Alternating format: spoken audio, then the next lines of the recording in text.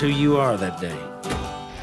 The 2025-2026 Grand Slam of Curling schedule is out, with big events happening all over Canada, like the Masters heading to London in September.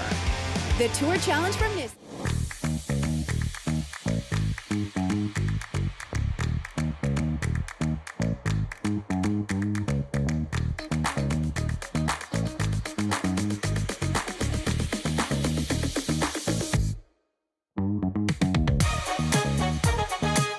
Faces around Lake Tahoe are legendary. But this fall, new ones will emerge in the Tahoe Basin. Pullman, Mowat, Gushue, and more. November 4th through 9th, the Grand Slam of Curling's first ever event in the U.S. is coming to Lake Tahoe, where the greatest rock stars on earth unite for 6 days of incredible curling, celebrity appearances, and après curl parties you won't want to miss. Get your tickets at theGrandSlamOfCurling.com. Let's rock. Imagine being able to stream every curling game from every sheet from any event, be it your Wednesday league game, bonspiel, or corporate event. Curling Stadium offers an all-inclusive...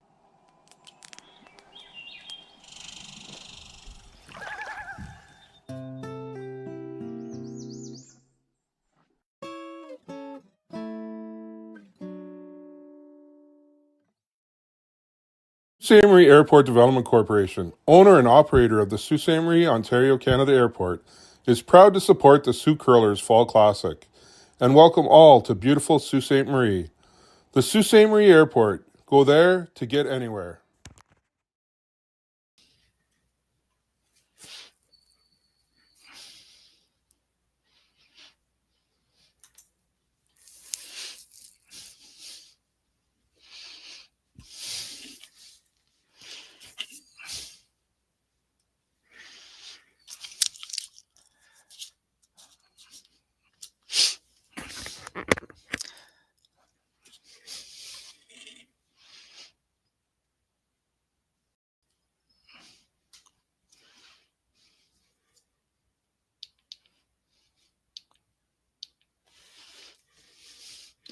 Good morning, everyone, and welcome to the Henderson Metals Fall Classic here at the YNCU Curling Club in Sault Ste. Marie, Ontario.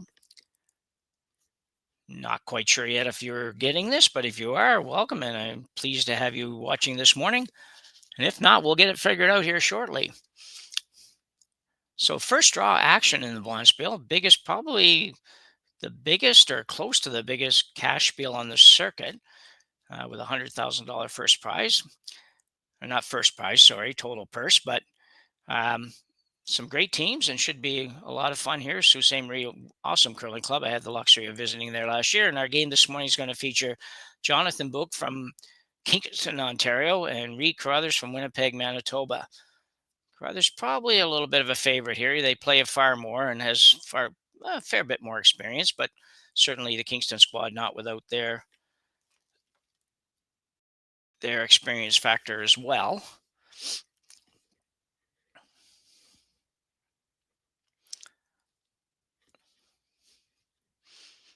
We're just a couple rocks in here, and we have a bewilderment on the part of the skips down at the other end. It looks like Reid might not have a broom. Hard to play this game without a broom.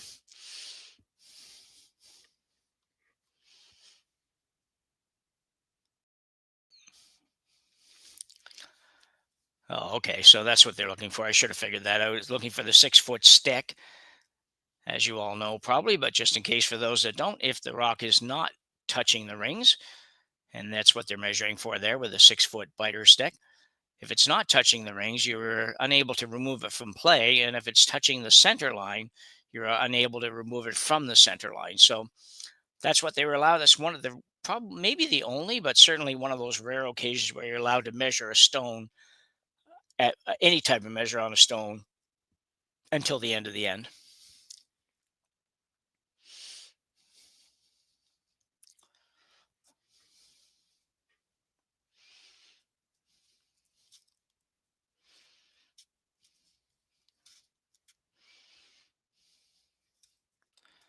So another guard goes up for Beuk. Not quite sure how to say Jonathan's last name. It's very, very short. Beuk. Shouldn't be that hard, but I'm not quite sure what the pronunciation is. So might be somebody out there can clarify that for me. Very early, only on the fourth rock of the end here. Lead stone Connor Negavan for Team Carruthers. I like this team. A lot of talent on this team. A lot of experience and talent. BJ Newfield the third certainly always was one of the best thirds on the circuit as far as I was concerned.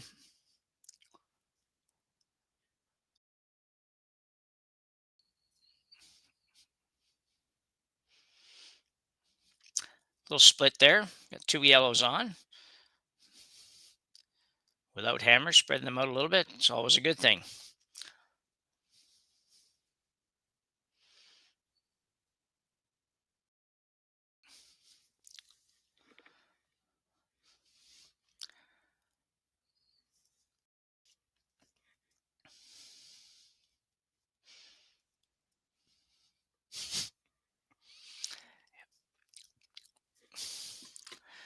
Looking for a little hit and roll here. Got the hit, slight roll. Just for those that don't know me, I'm Jim Nix, and I'm one of the commentators here on Curling Stadium, and a lot of fun doing it. Just doing it solo at the moment. Might be joined by Rory after a little bit. In the meantime, we have Kaylee doing our production work for us, and she'll make sure she gets all the best. You get all the best looks to today's game.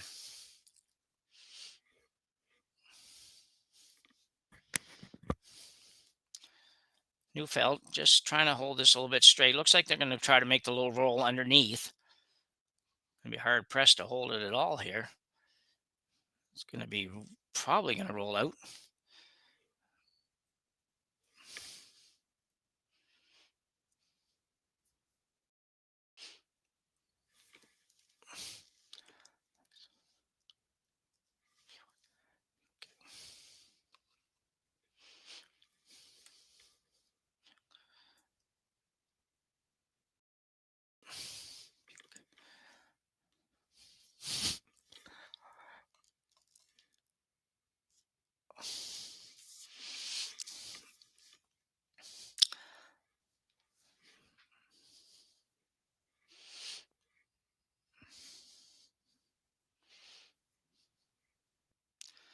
Out turn hit here for Team Beuk from Kingston, Ontario, my old stomping grounds from many, many, many years ago. That'll do the trick. Might not have got it far enough out. Looks like pretty close there between the two. They're on the outside, extreme outsides of the 12-foot. Reid's going to ignore it either way, so he's coming right around the center. Makes sense. He has hammer. He's trying to go for his 2 here early in this one.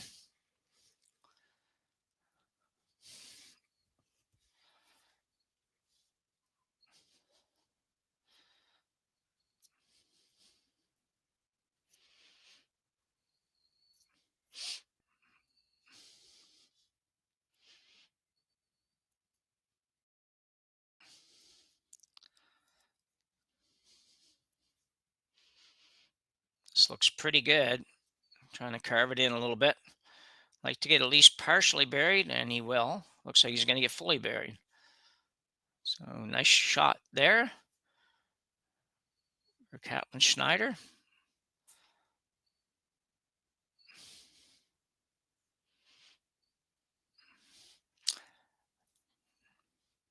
Beuk now looking for the straight run back. It's a big shot. If you can make this good, then you're going to be sitting pretty nice. If you can hit it dead on the nose, would be what you'd prefer. This is third stone Patrick Jansen. It's going to be close. It's going to be real close. Great shot. Just over curled probably maybe a half an inch. So he didn't get it dead buried, but still very nice. Carruthers going to have to do something with it. Can't really get anything super great out of it. So He's just going to probably have to hit, maybe roll to the wings. I don't think he can get buried with this at all.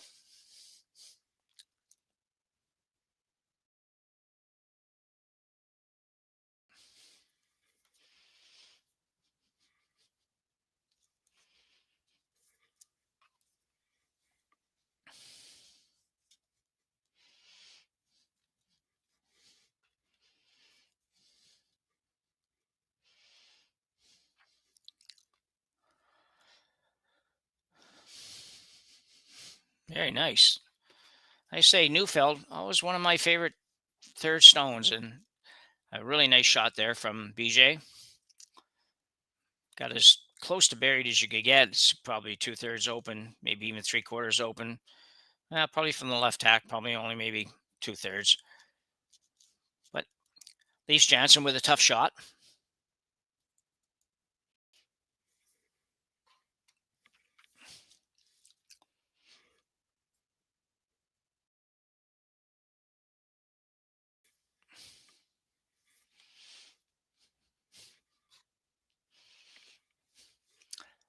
This one's going to have to be moving over a little bit.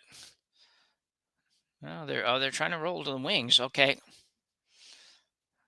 Wants to be sitting at least 2 after this. If he touches his own, he'll be fine. So very nice. Knew he couldn't get the roll underneath, so rather than leave Carruthers a chance to make the roll underneath, he decided to roll to the wings and force Reid to make a decision. Carruthers now will come around. He feels like there's no opportunity here to certainly blank the end, so he might as well go. He's not really in any danger, so he might as well go a little harder to try to score 2. So BJ Neufeld now with the in-turn draw.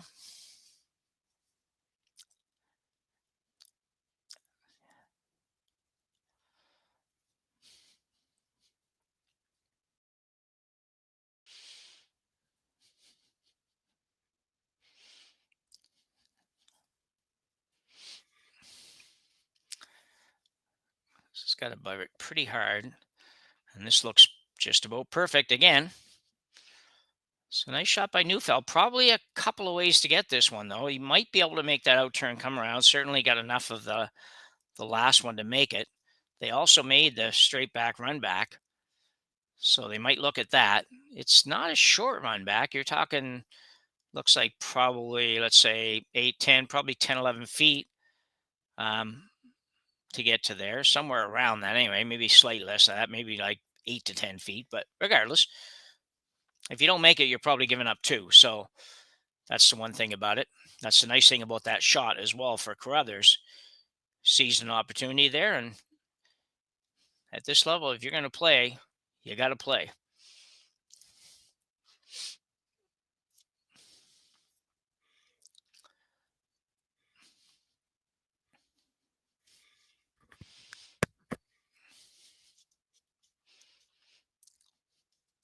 So Jonathan Beuk now trying to run back. Years ago, for Skip to try a run back would be, I don't know, wishing upon a star, I think. But nowadays, most of certainly the top teams and most of the even real good teams are able to make this shot at the Skip's position. And it looks like he's going to be very close. He may miss it. Ooh, a bit unlucky. Just needed another half an inch of curl and he would have removed that. Did move it a little bit, though. That's one good thing for him. Should somehow or other Reid manage to miss a draw here, which I very much doubt he will. But if he did, then Jonathan would have a wide open hit.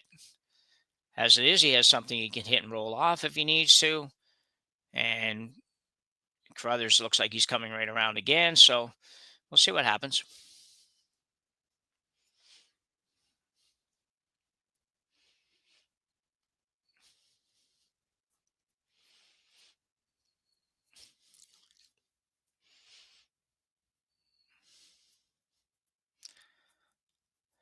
We are at, as I mentioned before, we are at the Ste.Marie Curling Club, which is known as the YNCU.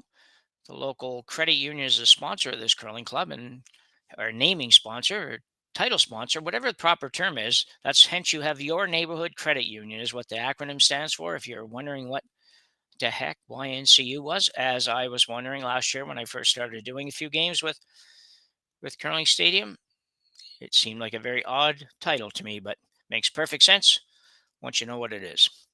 Carruthers now looking to come around and bury behind this guard. Pretty long guard, but this one's a long way out. I don't think he's going to bury this. He may get close, though. Busting hard. Not going to get there. Ooh. If that doesn't get number 2. Oh, he did just barely, I think, get number 2. Very fortunate. If that rock stops 2 inches, maybe even only an inch, but a couple inches for sure shorter, Carruthers could be in big trouble. He could be looking at his last shot, looking at 3 or 4 now as it is. Beuk has to make a really, really nice roll, of which he's been given the opportunity, though. I will say that. Like, he's got a little bit of room to roll to. And if he can make a good roll, he might be able to force Carruthers into taking just a single point. The perfect roll would probably be to just get to barely to the other side, maybe leave an inch open on the opposite side of the sheet he's on now, so that Carruthers can't make the straight yellow run back, although that's not painful either because that would be just for 1. So anywhere rolling behind those guards would be pretty good.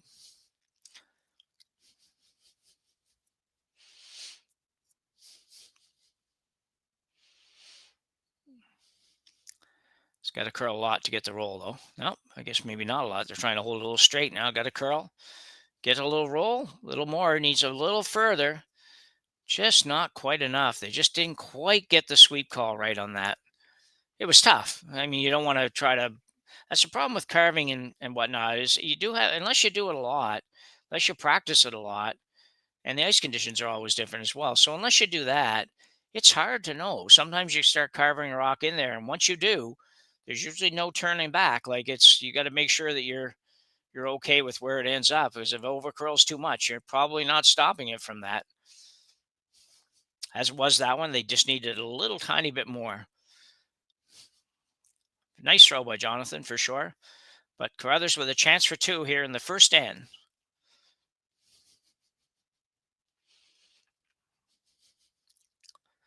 Carruthers, one of the earlier competitive skips to go with the sliding device. He uses the big one.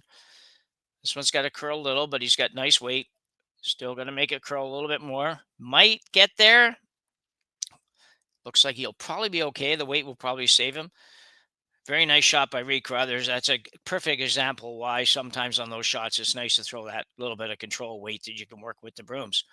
So one end complete here at the Henderson Medals. And we have Reid Carruthers leading Jonathan Beuk 2-0. We'll be back right after the break.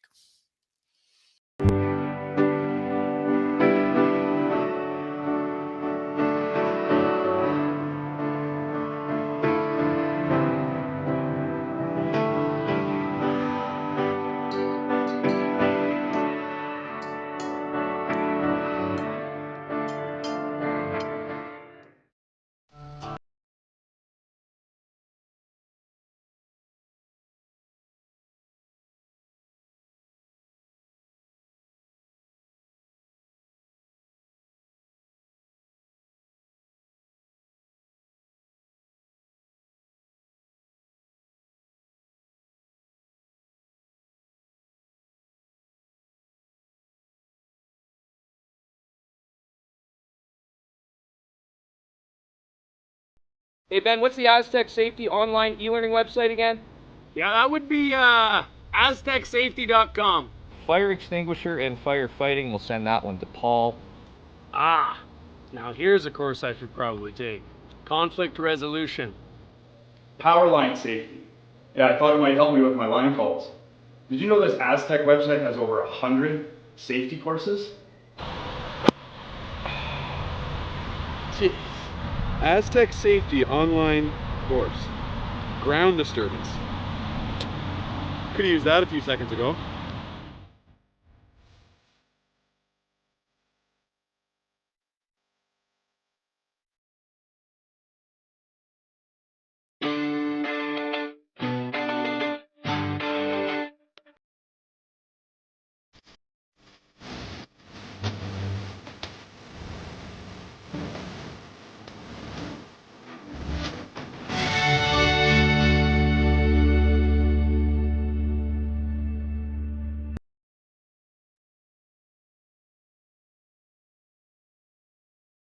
live curling rocks. And this November, the best in the world are coming to Tahoe. Get your seats now at gsoctickets.com. But hurry, early bird pricing ends soon.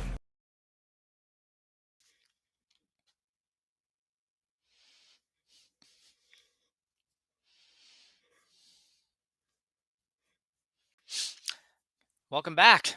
Draw number 2, or draw number 1 and number 2 of the Henderson Medal Fall Classic here at the YNCU Curling Center in Sault Ste. Marie, Ontario.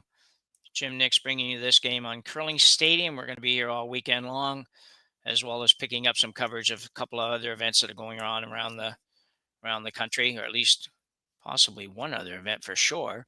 Lots of curling on this weekend everywhere, including on Curling Stadium. It's as everybody probably knows, the pre-trials are being held right now in Wolfville, Nova Scotia, where several teams are battling for the last spot in the Olympic trials later this fall into early winter, which is also going to be in Nova Scotia. Nova Scotia, a hotbed for curling this winter. They'll be held in Halifax in early December, if I remember right. If you're not familiar with Halifax, or even if you are, great city. I'm not very far from there, and it's it's just a wonderful city. A lot of stuff going on, a lot of restaurants, a lot of entertainment. And if you're there for the Olympic trials, I can guarantee you're going to have a very good time. And if you like seafood, you're going to have even a better time. So 4 rocks in. We're going now. And Carruthers without hammer this end is going to play an out-turn come around. He's got a couple of guards up there, neither one on the center line, but close. And pretty good shot, slightly staggered, so pretty good shape. He'll come around these, and then I would imagine you'll see Beuk look to clean that up in the front a little bit. Can't let that stay there. He's got a couple of corners to work with, but if Catlin makes this good, it's going to be tough to just leave that stuff up there. Schneider got another guy that's played a lot over the years. He's played a lot of positions over the years. I've seen him before regularly at third. I've seen him skipping. I think he's been to a few Briars at different positions. So now playing second stone on this team. And like I said before, I think it's a very good team. It's just a matter if they can put it together at exactly the right time, which is really for most of the good teams, that's kind of what it's about.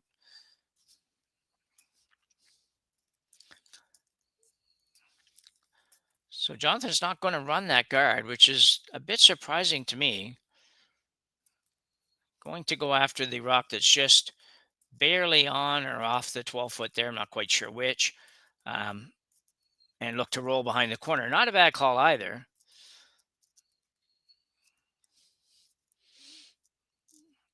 Just got to kind of make it, because if you don't, you're going to be in maybe a lot of trouble after that. So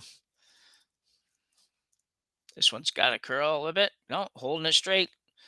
Ice looks great. Not sure the speed, but it just looks like it has great curl.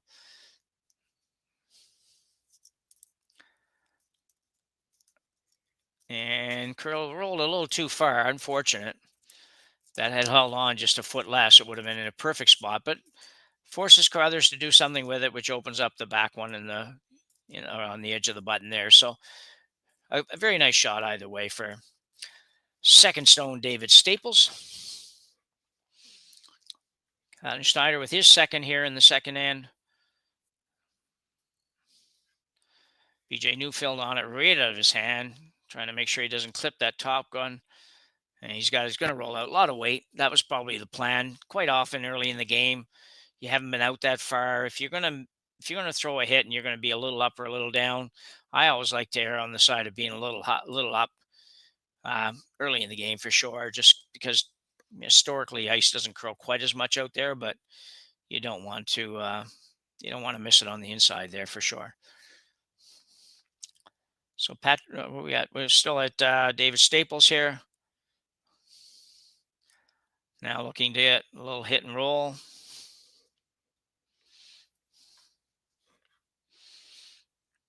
And he's going to roll behind the corners. Doesn't roll too far. This time I think it'll hold on better. Very nice. Reid Carruthers will be a couple of options here. Looks like he's thinking going out, turn around the corner. Eliminate that back one from scoring. That's what he'll play. Still not a bad setup for Beuk, though. Unless BJ can keep this, fully buried just above the tee line perfectly, then this Kingston squad will have an opportunity to follow this down and sit not too bad. Negavan working hard on this one. Has to be light because he's not trying to hold it straight, I don't think, at this point. And he's very light. That's a big miss. I think that's, these guys don't usually get fooled by that, but I feel like that shot is one of those that is directly impacted by how little teams throw in that area early in the game, like during practice. Like they go to the button, but they don't get over across the other side. So sometimes they just hit some fresh ice and it's just that little bit heavier and get fooled. Now, mind you, that was that's quite light, but still. So Beuk now with a chance to come right around and have two buried here in a minute. Patrick Jansen.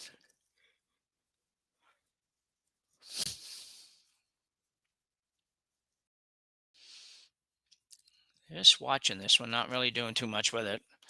Going now. Don't want to be too deep here because if you're too deep, Carruthers probably going to follow you down. You want enough room to be able to score that second point, at least a second point. You're looking at, Carruthers going to play the through the hole. At least that's the early call. Through the hole, hit and roll.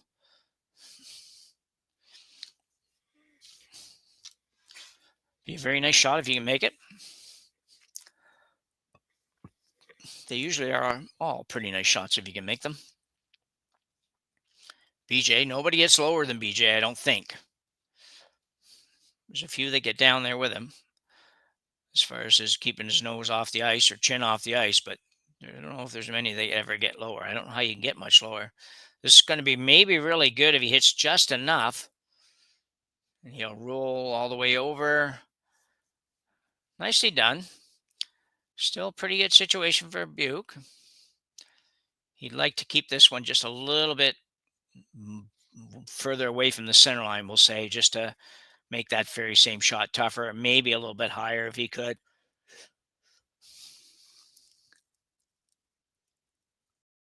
Not positive you can take the hit away from Carruthers, but you can sure give it a go. So Patrick Jansen now, second shot here in the second end. Out-turn draw, needs to make this one.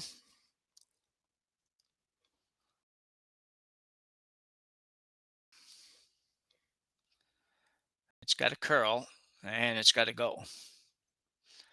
It's got to really go. I don't know if they're going to get that there. Definitely not going to be shot. Gets a biter, which probably doesn't really help at all. So all of a sudden, Carruthers has a chance to put some real heat on Beuk here. It's just, that's how quick the game can change. It's a minute ago, he looks like he's sitting in really nice shape. One shot made and one shot half made, and then one miss, and all of a sudden it's the tide has turned.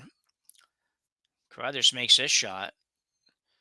He should be sitting two, probably fully buried. And Beuk could be in some real danger of giving up another steal here. Not another steal, giving up a steal here.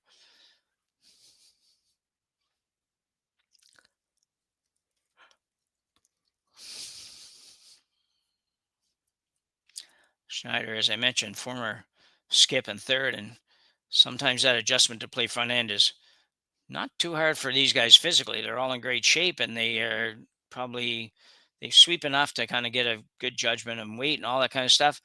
Just sometimes hard to not poke your nose into the game calling more than what the team likes or is okay with. So not that he was doing that, but that is a danger with front end players that have come from the skip position or the third position sometimes as well. One input, but not over the top input. This looks pretty close. Line looks perfect. Again, looks a little on the light side though. Nope, he's okay. They were right. That's a beauty. Very nice. It was, there was always probably going to be something for Beuk here. It was going to be hard to get that in there and have him not be able to make some kind of play. If he's a little lighter, they can hit it. If he's a little heavier, they can freeze to it. So he's still playing basically a draw to it, and probably a little, kind of corner tap, just a tiny little bit, get shot rock, but not roll off at all. So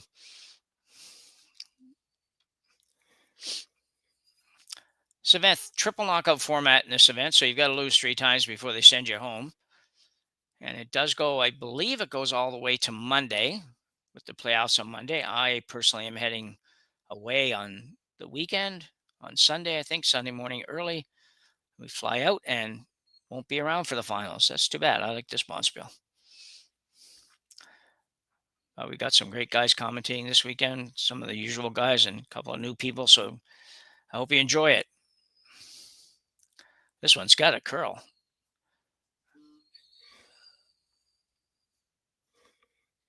A little rub. That's unfortunate. Weight was pretty close.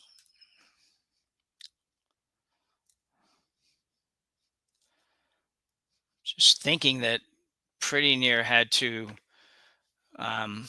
be a little wide on that.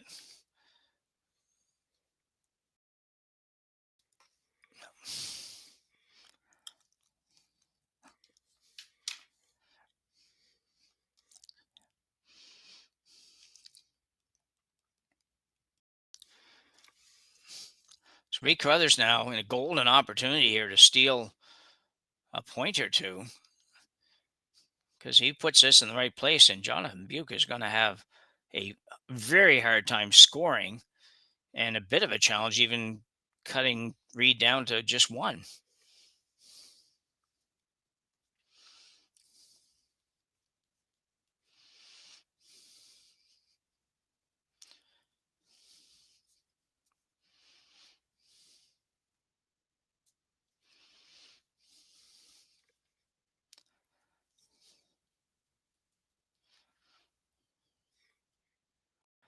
So Carruthers, little draw around. Same shot he played a minute ago, really. Just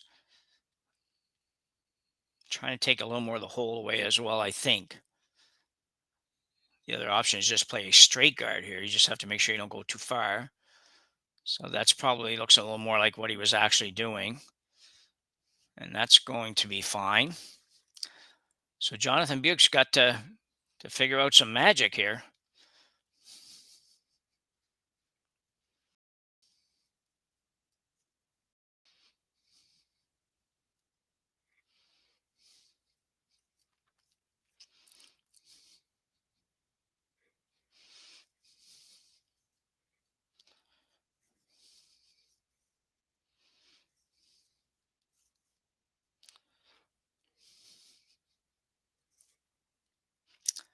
Having a good look at it. There's not a lot here.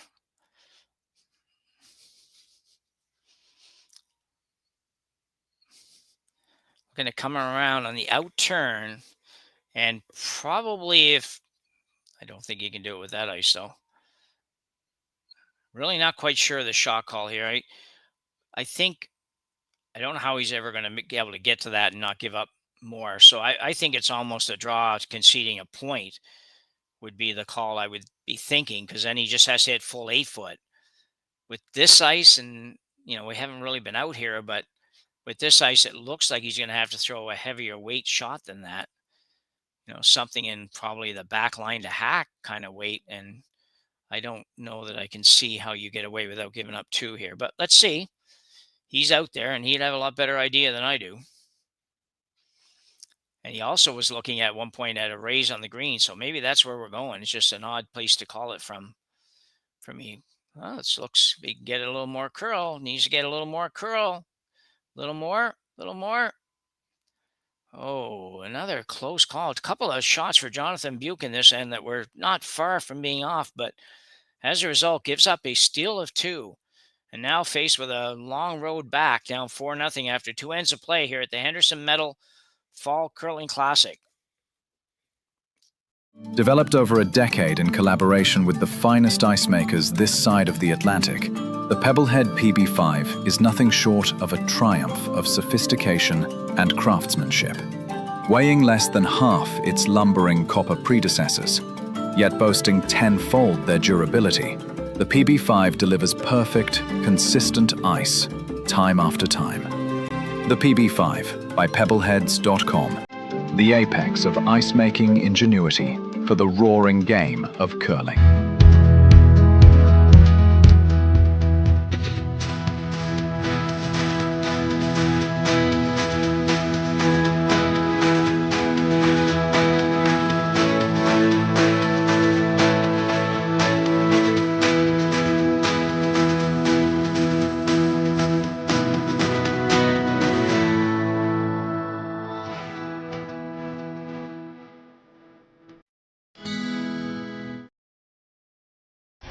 The 2025-2026 Grand Slam of Curling schedule is out, with big events happening all over Canada, like the Masters heading to London in September, the Tour Challenge from YNCU this October, the Canadian Open from Saskatoon in December, and the Players' Championship from Steinbeck coming in January.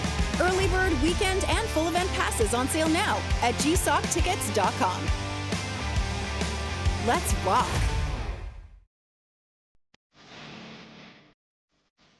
I've got this one.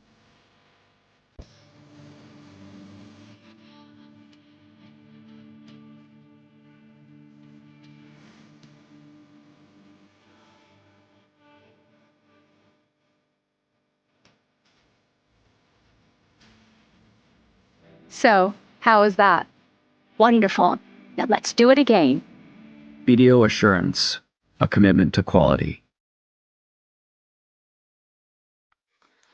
So back for end number 3 here in Sault Ste. Marie. You're on Curling Stadium. I'm Jim Next, bringing you the opening draw action here at the Henderson Medal Fall Classic.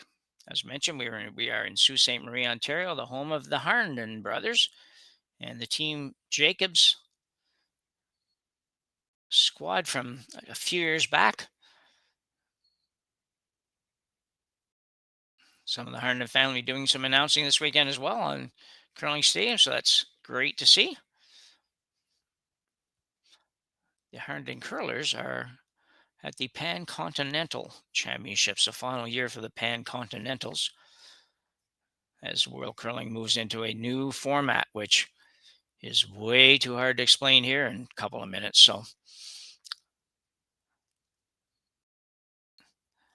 So Beuk now with a long way back. Got to start here. You got to get on the board this end for sure. You don't want to take one, but I think I'm at the point where I would want to at least score.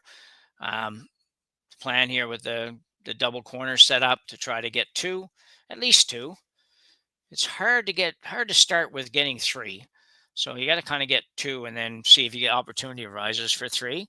Not so far down that you have to have 3. You know, if you're down another point or 2, you're probably forced to say, well, it's either we get 3 or it's going to be a shortened day. But for now, let's sort of just try to get 2. See Carruthers now, that rock being off the center. Even though it is still within the 5 rock rule, he is able to move it. He just cannot remove it.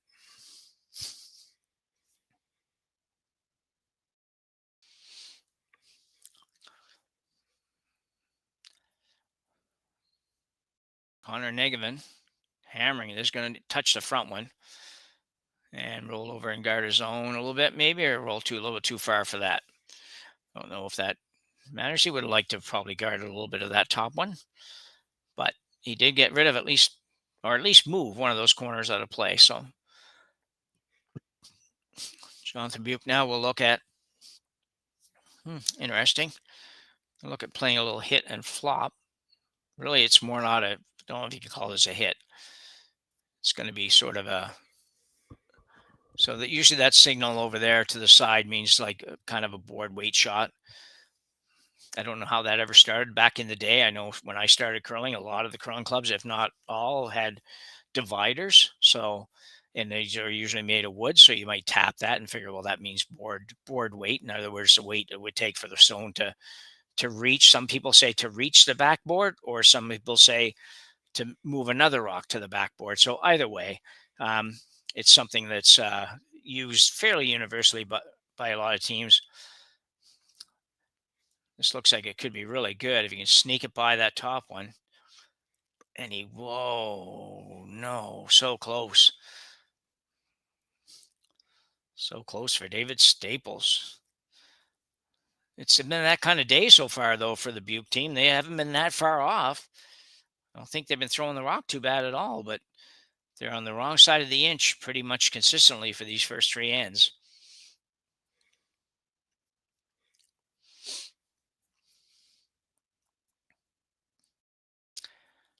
Alan Schneider now looking to clean things up a little bit, get rid of this corner now that he's allowed to, and he will be fine. Roll all the way away. Still stuff to work for Beuk, though. He can come right around the corner. I don't see him hitting those. I see him coming around the green corner or around the yellow corner, either one of them, really. Or he could do that too. So he's going right around the center.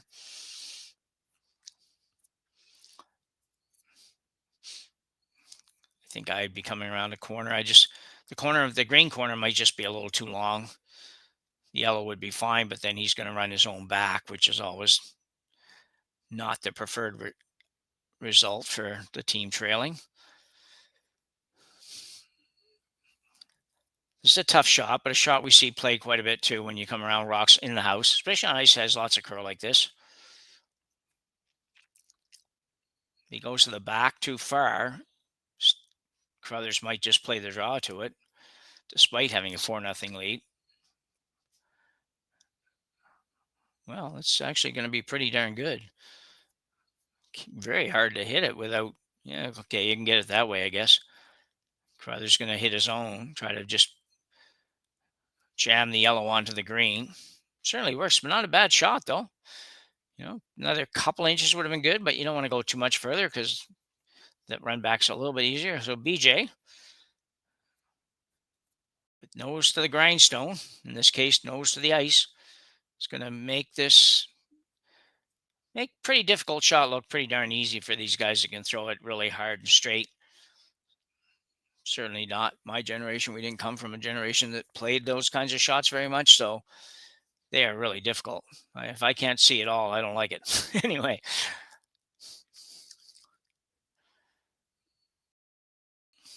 So Beuk now trying to talk to the team. Where can we go, boys? It's hard here to play sort of a, we'd like to get two, but I'd rather blank than take one kind of strategy. That's just really tough to do. You almost have to commit. If you're going for the two, you kind of have to commit.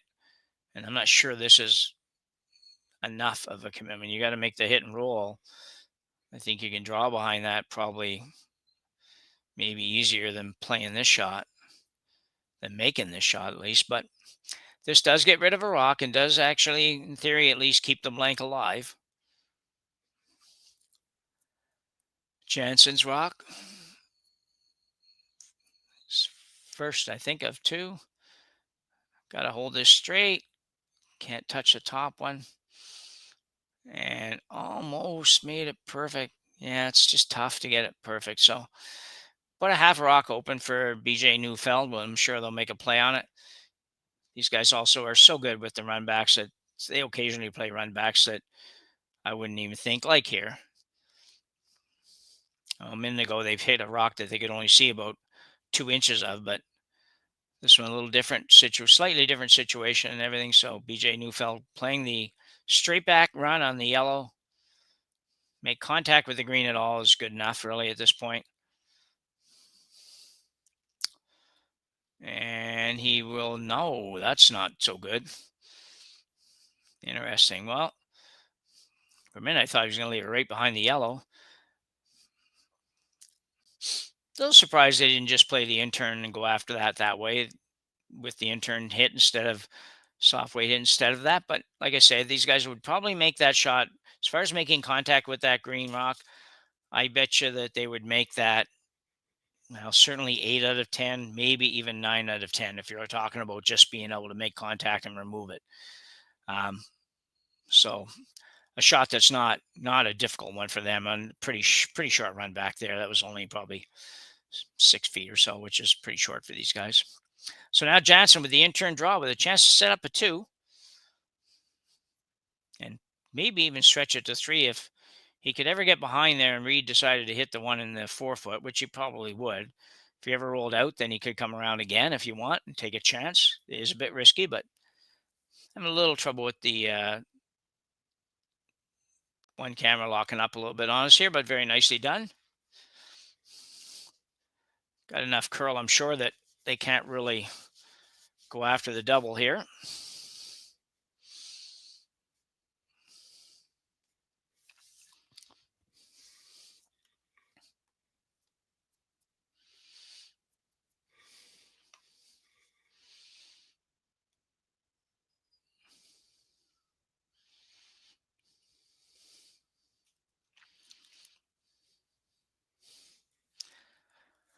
Carruthers now hitting the open one, the one on the edge of the 4, as we expected. Probably will try to roll a little bit behind the yellow. Depends on how much he likes just the 2-point lead.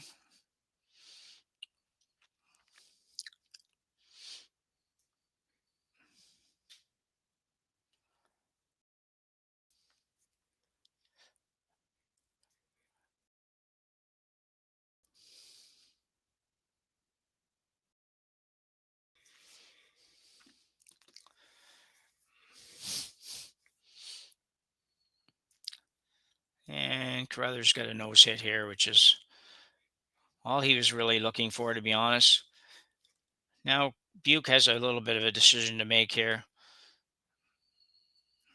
He's got a little bit of room to work with over on the left side of the overhead as we look at it. We got our camera back up now, so we'll be able to see that next shot. But he could try to make this little roll. And probably will. He has to stay. He has to be sitting 2 after this. The guaranteed 2 almost is hitting this one and rolling a touch to the right into the 8-foot just to remain shot rock or second shot rock. And because it's wide open, you know Carruthers is going to hit it and probably going to give you a pretty simple 2. There's an opportunity for 3 if you go for the roll and make it. So that's the decision here. It's just a matter of which one you prefer. As I said, if you're more comfortable with being down 2 without versus maybe ending up only down 1 if you go for that, or down 3 rather. So anyway, we'll see what he decides to do here. It looks like he's trying to go a little bit inside roll here.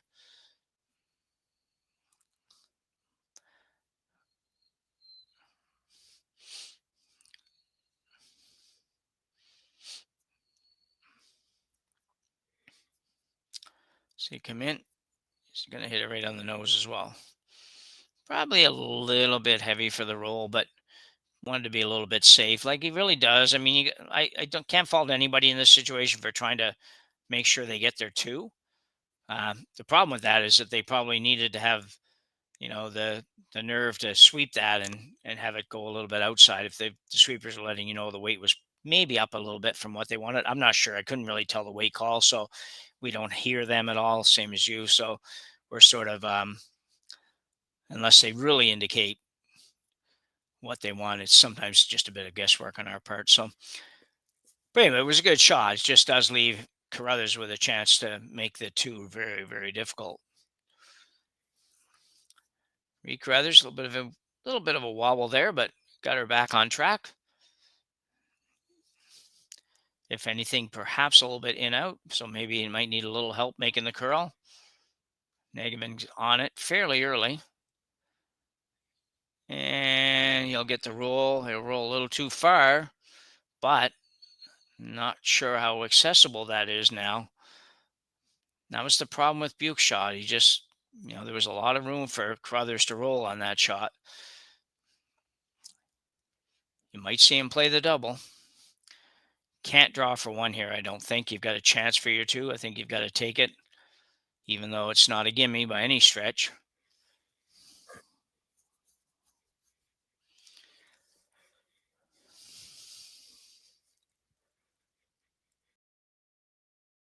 So pretty early in this game, we actually have a kind of game-changing shot here. If you can make this double, get back to 4-2, you're still down, certainly not in a great position, but a decent position at least, and certainly a position you can play a little bit with what shots you can give some consideration to different shots you want to play, I guess.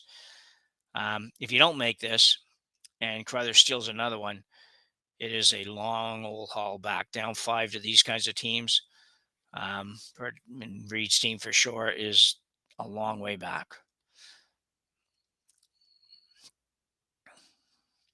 Jonathan Beuk now playing the outturn double.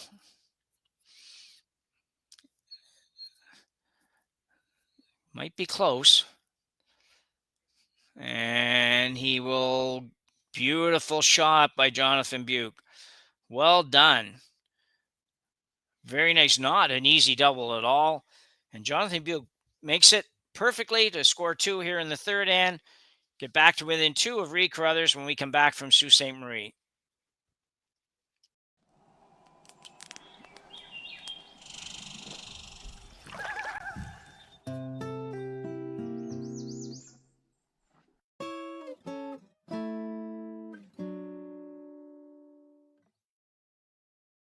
Developed over a decade in collaboration with the finest ice makers this side of the Atlantic, the Pebblehead PB5 is nothing short of a triumph of sophistication and craftsmanship. Weighing less than half its lumbering copper predecessors, yet boasting tenfold their durability, the PB5 delivers perfect, consistent ice, time after time. The PB5 by Pebbleheads.com, the apex of ice-making ingenuity for the roaring game of curling. Live curling rocks. And this November, the best in the world are coming to Tahoe. Get your seats now at gsoctickets.com. But hurry, early bird pricing ends soon.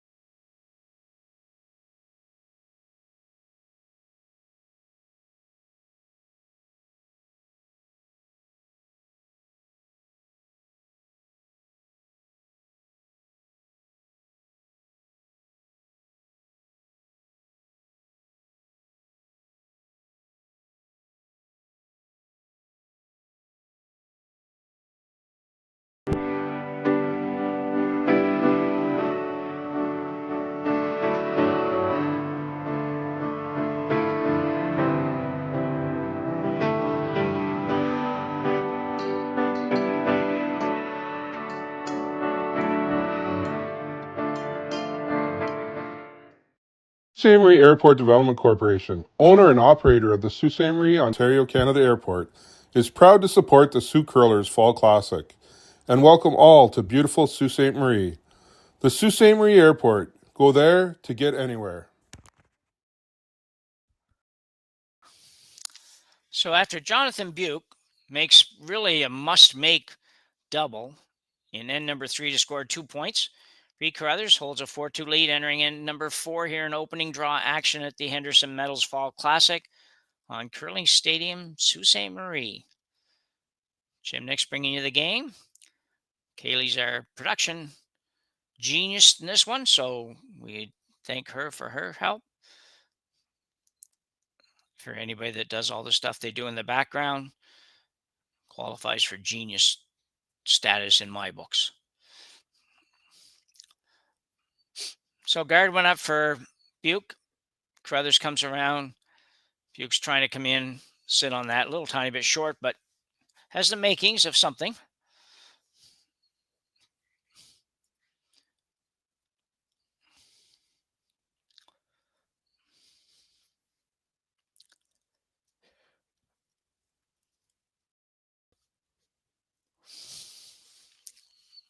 Carruthers now with a 2-point lead. We'll just play a draw to the wings here, I think. Interesting call. Call we used to see more than we do any time these days. But over the last year and a half, I've kind of started to think like a little more merit in this shot than we gave it credit for. Certainly for the average to good teams, but the best teams might disagree a little bit. But Reid's certainly up there with a lot of them, and Made the call. Not a good result, to be honest. Just didn't really work well. Probably a little bit sticky out there. And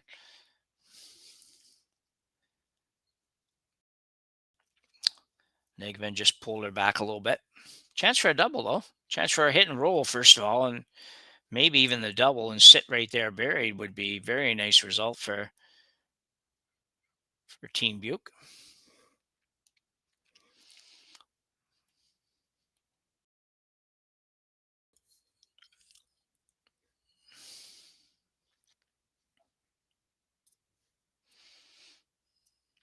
This one's got to curl a lot. Playing the hit and roll across the face, it's always difficult, in my opinion, to rather than just playing the other way. But anyway, it works either way if you make it. Just didn't quite get enough curl.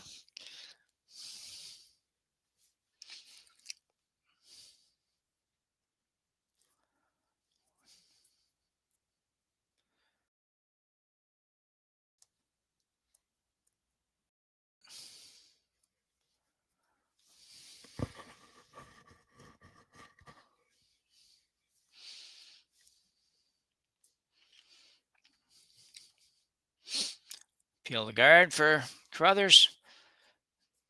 Pretty much strategy here for Carruthers to try to keep this as open as he can.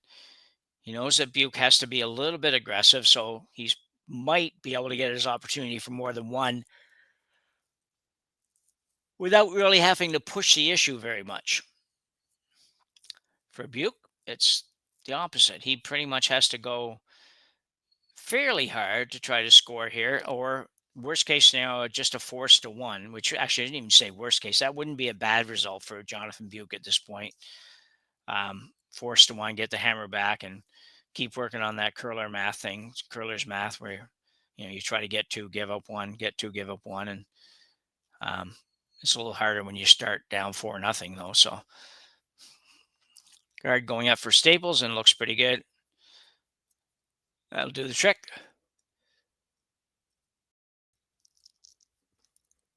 Carruthers is going to peel this off.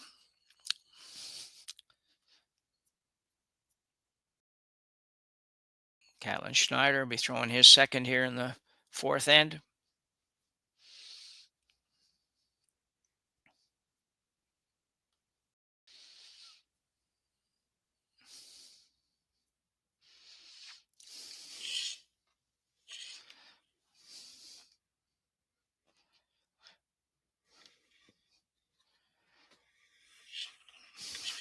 Good peel there for Schneider. Just a quick reminder as well, if you like watching games on Curling Stadium and you want to keep being able to do that for years to come, then we would appreciate your like and subscribing to our site on YouTube. It enables us to make some of these things happen. A lot of work and a lot of money goes into kind of bringing this stuff to you. So it all helps greatly if you can offer your support in that way. Ooh, overcurled a little bit, but Carruthers probably still going to peel that off. No, maybe not. It's going to go for the one in the house. Try to make the hit and roll to the left stone as we looked at it. Like, well, I guess to the right on the long view, but in the overhead, just roll towards the green rock that's on the outside of the 12-foot there. Green rocks. It reminds me, I curled a curling club called the Granite Curling Club in Ottawa many, many, many years ago, and everything was green and yellow. Pennants and benches and ice and circles and rock. Everything was green and yellow. Not so much here. It's good. I'm just going to try to get about probably half of this rock. If it doesn't overcurl, this is going to be close. Just light. Well, BJ, after all of my bragging him up, did not throw a very good shot there. That's just way underthrown. He didn't have enough rock to get enough weight to get it out. He had to have enough weight to remove it.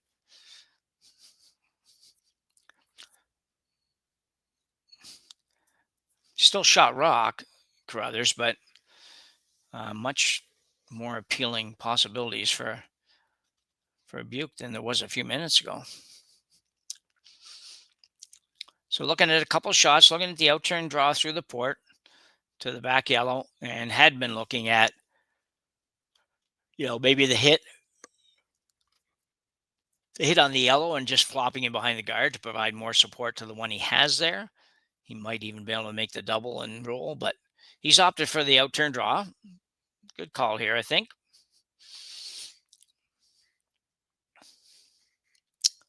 Jansen now, Patrick Jansen.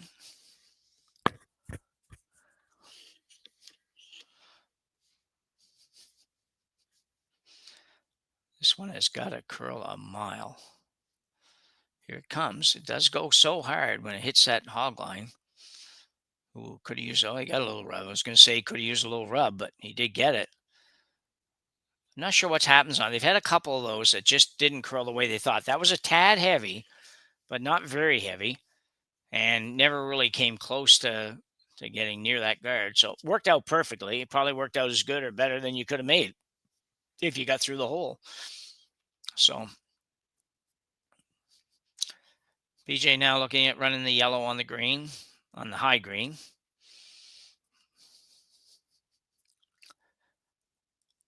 Be looking to make up a little for that first one.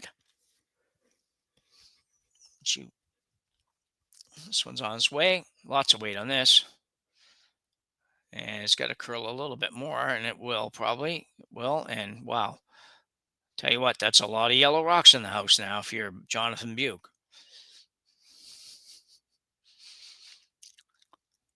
I don't know if you're at a point where you're hitting anything helps or not. Looking at that, you could also play the outturn draw right around, right just about to where his broom was sitting there at the top of that kind of looks like a doghouse, but just that little miniature house. That's where he's going. I think that's the best shot.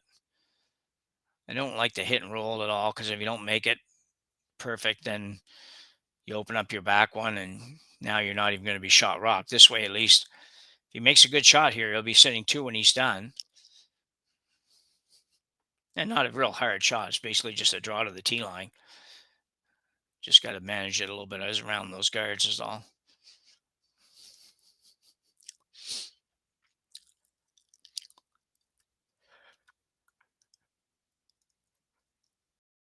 Couple ways to look at this. You could sort of set up it's very long for this, but you could sort of set up a little bit of a Christmas tree thing where you show a little bit of this rock and you show a little bit of the back green rock after this rock comes to a stop. And that would not be a bad result either. The other thing you can do is come right around, make sure you're shot rock or very close to shot rock. As I mentioned, in the top of that, right around the top of that peak in the 4-foot circle there. And be sitting really quite nice. I think I like that better.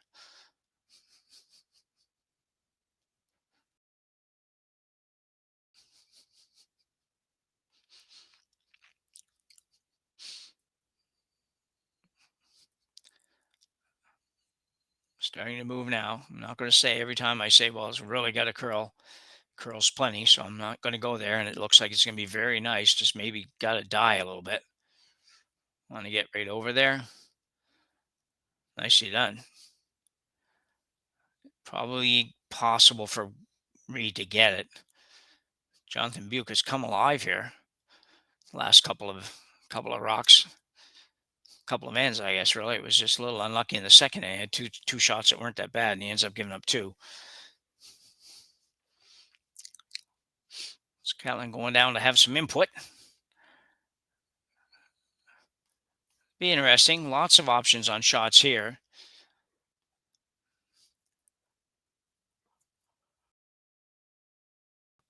I think you can Reid can certainly get to the back one. That's no problem if you want to try that. You could try that, hit and flop in and see what happens.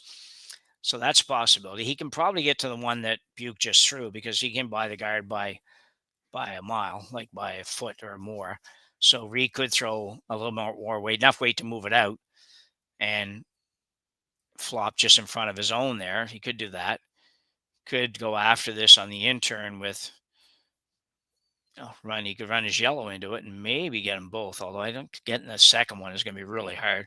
Or he could freeze to the one that's right at the back of the house here, or back of the 4-foot, sorry. He's going to throw big weight, obviously. He's got no ice. So I assume he's going to basically just be, well, I'm not sure. He's either throwing big weight and blasting that one at the back out, just sitting right there, or he's throwing lighter weight and going after the top one. But just by the position of where BJ was going to hold the broom and everything else, I think he's going for, yeah, he's got to be playing the back one. It's not enough ice to play that top one for sure. So play the back, and if he can make this and get a little flop, he could be in pretty nice shape as well. Force Beuk to make a nice shot, at least to get out of trouble and only give up a single. Schneider, this one's got to curl a little bit. And he's pretty good. It's a nice shot, but he's going to might need a really good shot on his next one. Beuk makes this a little shot. So again, a couple of options. Hit it and flop in. Right there, right to the back of the button, basically. Really tough double for Reid to make anywhere. You could just hit it right on the nose probably and be fairly safe from the point of view, just thinking about giving up 2 here. I'm not thinking about scoring right now. If you want to score, then I think you definitely try to roll in a little bit. Right there, yeah. Jonathan seems to, once Jonathan kind of makes up his mind, it seems like that's it. And he doesn't take a long time, but once he decides what he likes, everybody just has to kind of buy into that, which is, for the most part, for most teams, the better scenario, rather than having somebody that doesn't seem to be able to kind of make that final decision, or doesn't want to, or wants to take so much input. Input's great, communication's great, all of that stuff.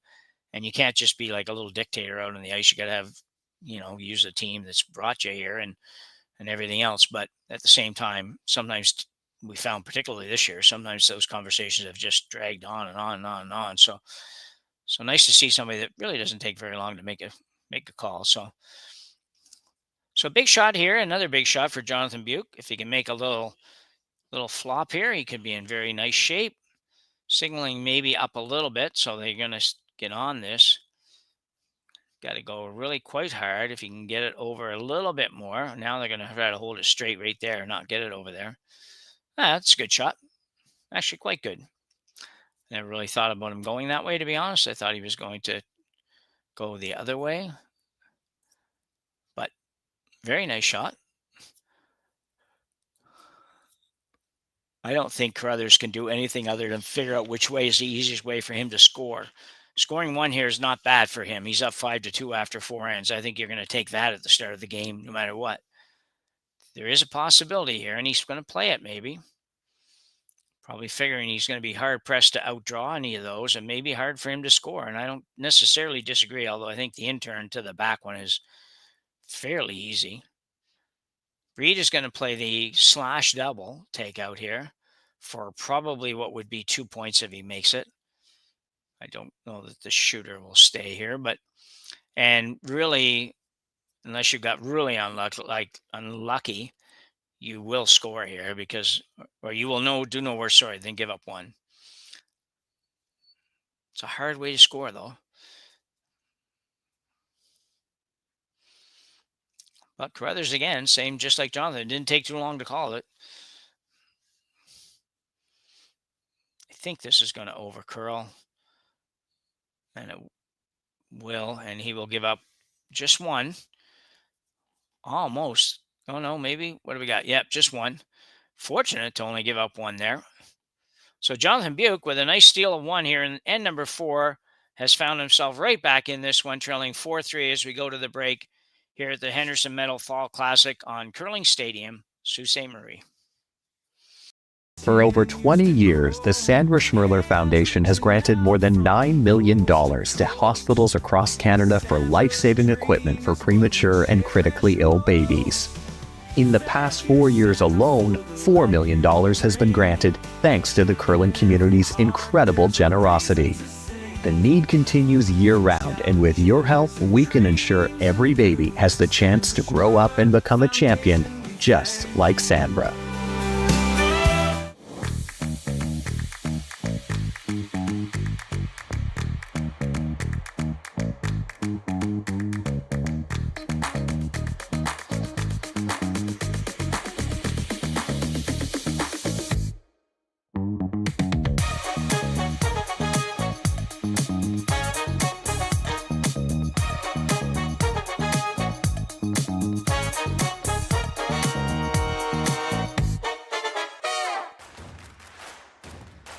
Imagine being able to stream every curling game from every sheet from any event, be it your Wednesday league game, bonspiel, or corporate event. Curling Stadium offers an all-inclusive streaming solution featuring high-quality cameras, ease of use, great reliability, and minimal installation. Offering your sponsors customizable ad space on your streamed curling games and being able to sell video packages to your corporate events for increased revenue. With Curling Stadium, you can stream to any device, be it your mobile phone, tablet, or computer. Push the feed to your desired platform, be it Facebook, YouTube, or any other social media. Curling Stadium is simply the way forward. Where it's commonplace in other sports to televise every game, we want to do the same. Curling is a global sport, and it's time it gets the coverage it needs. Make your curling club the next Curling Stadium. Welcome to the rockshop.net, the official store for the Grand Slam of curling. Whether you're looking for the best hats, stylish clothing, fun toys, or unique accessories, the Rock Shop has it all.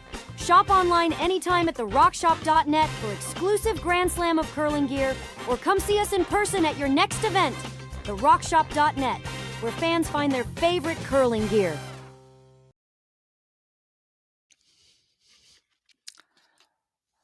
So we are back for what has turned into a very tight match.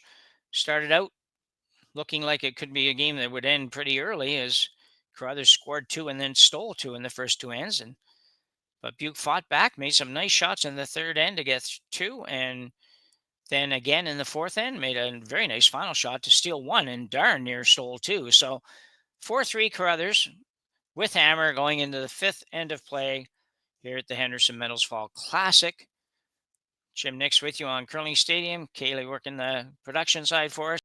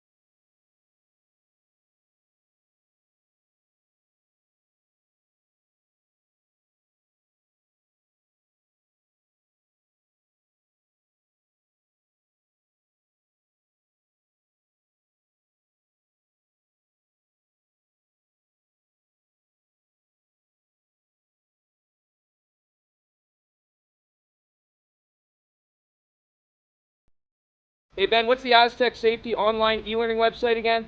Yeah, that would be aztecsafety.com. Fire extinguisher and firefighting, we'll send that one to Paul. Now here's a course I should probably take. Conflict resolution. Power line safety. Yeah, I thought it might help me with my line calls. Did you know this Aztec website has over 100 safety courses? Jeez. Aztec Safety online course. Ground disturbance. Could have used that a few seconds ago.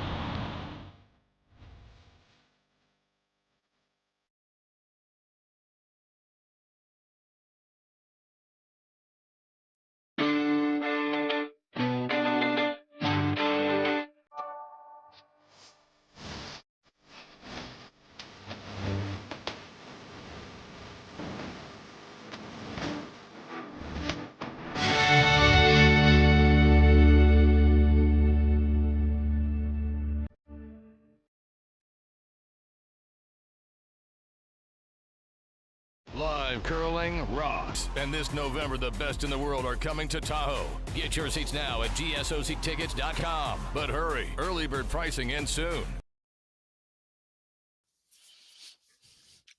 So, Reid Carruthers stops the bleeding a little bit here after 5 ends of play. That wasn't really a long bleed, just had one end that got stolen on him and made a very nice shot here to score one in the end number 5 and has that 5-3 lead as we go to end number 6. And I can twist my neck back so that I can see much better now. Thanks, Kaylee, Jerry, and everybody, whoever had anything to do with fixing that. We like it. So we are now playing end number 6 with Jonathan Beuk from Kingston, Ontario, with a hammer in a 5-3 deficit for him, but a nice comeback. They did start down 4-0 if you weren't here at the start, and have fought their way back nicely and made good shots to do it too. It wasn't just a lot of good fortune, which sometimes can happen, not too often, but every now and then it does happen that way. Good fortune usually seems to go with the team that's ahead. I don't know what that is or why that is, but that's the way it goes. Sometimes I don't know if it goes that way or that's just what everybody on the ice thinks. So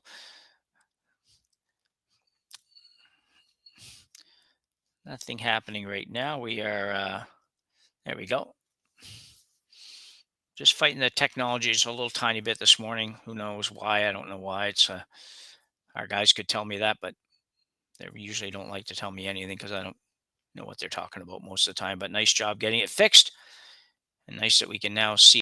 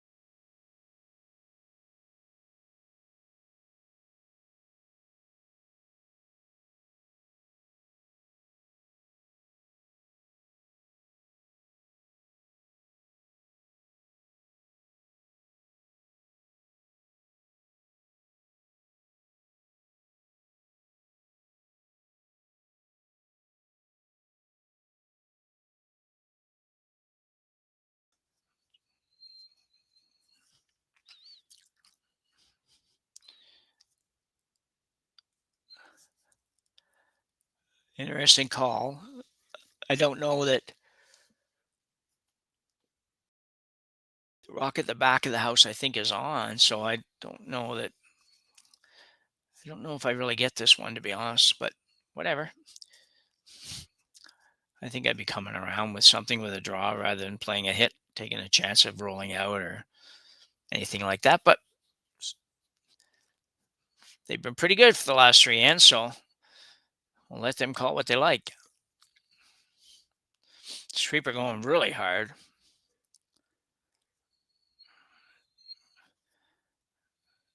And he's going to be okay. He rolled too far. He probably rolled a little more than he wanted to for sure. It looks to me like it's going to be fairly open, judging by where the guard is, just barely on the other side of center. And this rock has got 6 inches or so, or 4 inches of clearance. It looks like a pretty simple double for Reid Carruthers. Just rolled just a rock too far, really.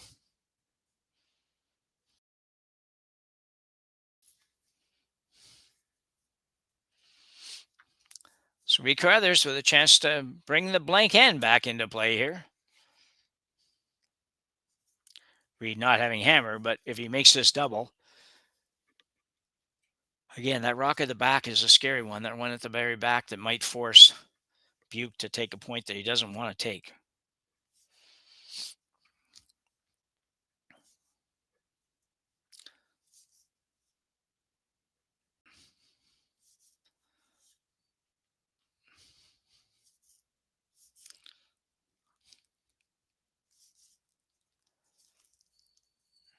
And he'll make that. It's a simple shot for these guys. It doesn't even, they don't even think about it.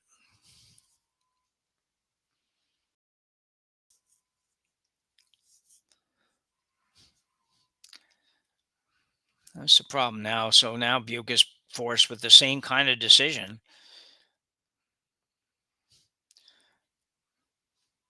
Now you're looking more seriously like you're going to get forced to 1 if you don't get 2. So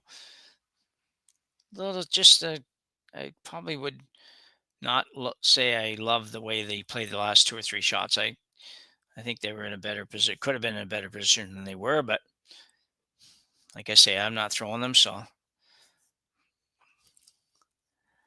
looking for a hit here, and I don't know that it matters where he rolls to, in the sense that I think that Carruthers will be able to get to it, unless he thinks he's rolling behind the corner, and that just looks like probably not possible.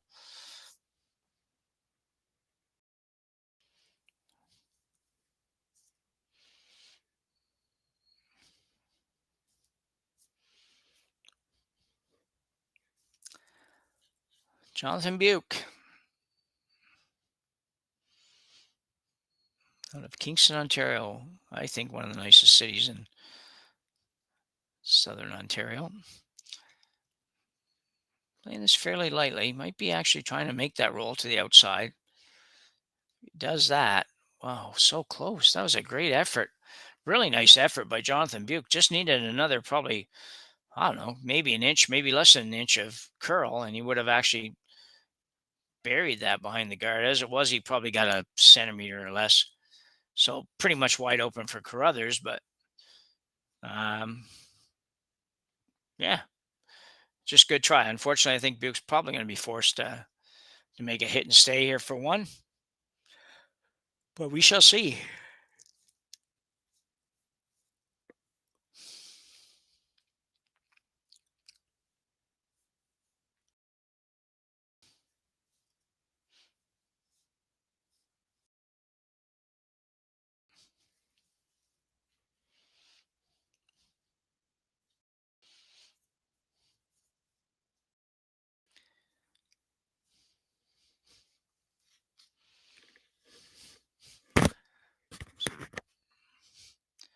Carruthers just a soft weight hit here.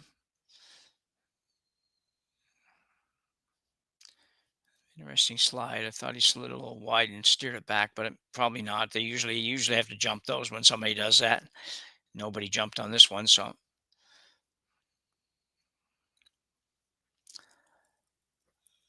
couldn't really do any more than that. Just couldn't take a chance on anything more than that. Don't think there's a blank there, not a blank that you're going to take on right now. Perhaps if you were, in the seventh end or something, you might try to make the double and blank by hitting it on a little bit on the low side. You still might try that. It's just not easy. Not taking any ice, so you may be throwing some weight at this. Might be trying to hit, what would it be? Probably hit 2/3 of the stone, maybe 3/4 of the stone, make the double, and still manage to roll the shooter out. It's risky trying it, but he might also figure it's the sixth end. They've only got this and two more, and sixth end's never a bad end to score. Not as great when you're already down two and you might only score one, but see what he does.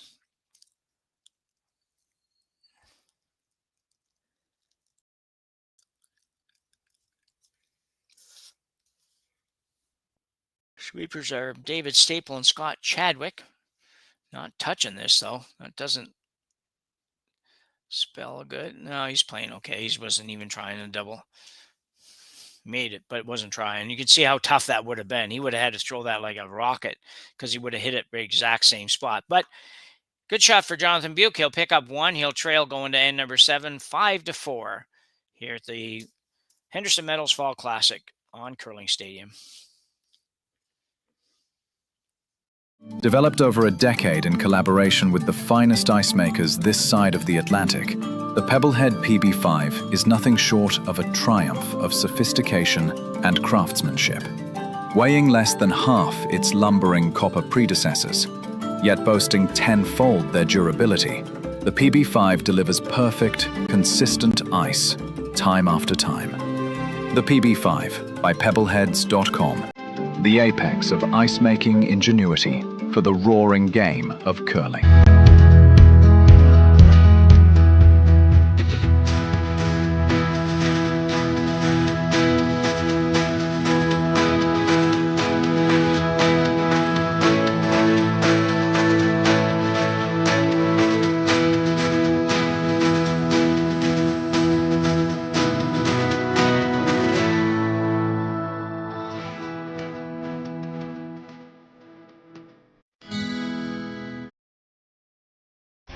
The 2025-2026 Grand Slam of Curling schedule is out, with big events happening all over Canada, like the Masters heading to London in September, the Tour Challenge from YNCU this October, the Canadian Open from Saskatoon in December, and the Players' Championship from Steinbeck coming in January.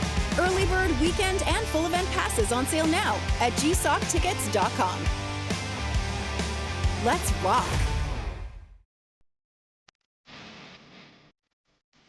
I've got this one.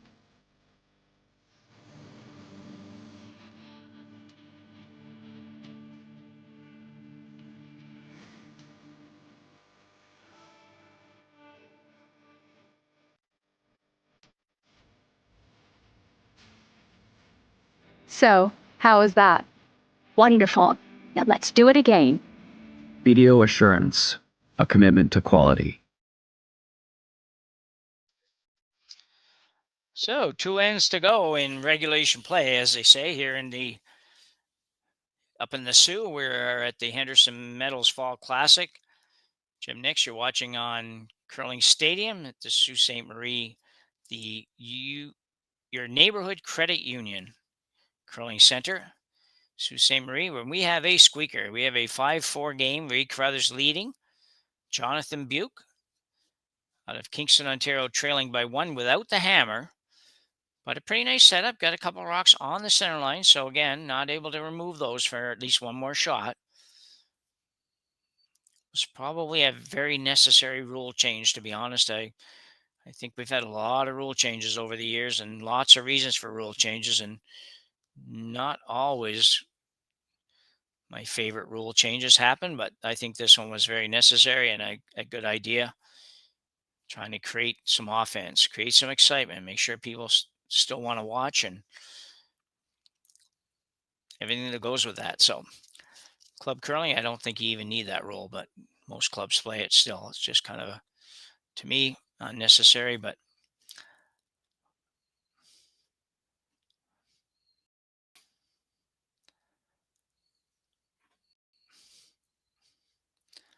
So outturn draw. So 2 rocks by Carruthers team. You can see there. I didn't mention those, but they're absolutely perfect. You know, you're basically half a 4 foot and full 8 foot and frozen. They're just really in great spot right now. So this Kingston squad has to move something here. So you're going to look to move probably the top one a little bit. Needs to get there, first of all. Sweeper working hard, but that's not good. Well, you still got guards, but man, be interesting to see what Reid does, though. So you figure that he's probably going to rip some guards here, even though I'm sure if any of you are watching that are club curlers, you'd be doing the same thing my wife would be doing, saying, what's he doing? Why is he taking that out? He's got 2 rocks in the 4 foot. Why didn't you just guard? Well, at this level, you're really playing the way you need to play and way you got to play to procure a victory, not necessarily win by 5. So he'll get rid of these guards. At least get rid of one of them for sure, and probably 2. No, just got 1. That's interesting. Maybe that would have been a better strategy.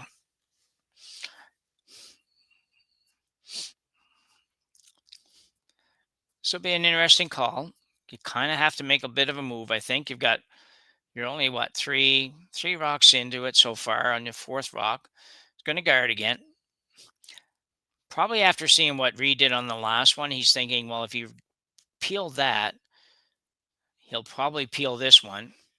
As long as we can get it high enough that it doesn't allow a double, we'll be in better shape. He's eventually going to have to make a play on this one, and maybe he's doing that now. I can't tell for sure. But certainly not the right ice for a guard. So I'd say he's playing the green back into the yellows. He'd like to nose hit it. Just dead on the nose and stay right there would be perfect. Don't know if it's going to over curl. Maybe. Will he hang on? I don't think so. No. So a bit of a rough end here for second stone David Staples. Carruthers now really could clean this all up. Have everything disappear here in a minute. We shall see.